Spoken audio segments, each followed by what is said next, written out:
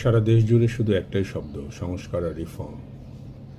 একজন সাধারণ মানুষ হিসাবে আমার মনে হয় যে যেই জায়গাটা সবার আগে সংস্কার করা প্রয়োজন সেটা হচ্ছে বাংলাদেশ পুলিশ।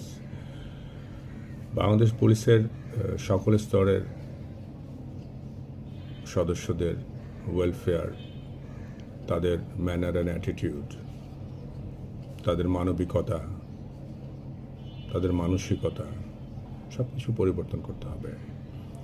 জুনিয়র ফোর্সের ওয়েলফেয়ারে আছে প্রচুর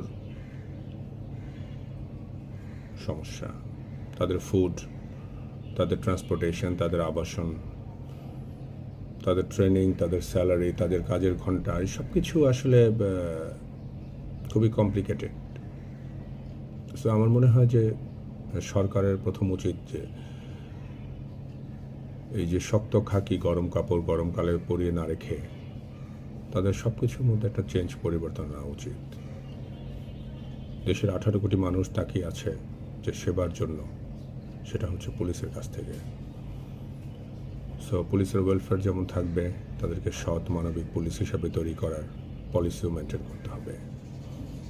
একজন সাধারণ মানুষ হিসাবে এটা আমি মনে করি।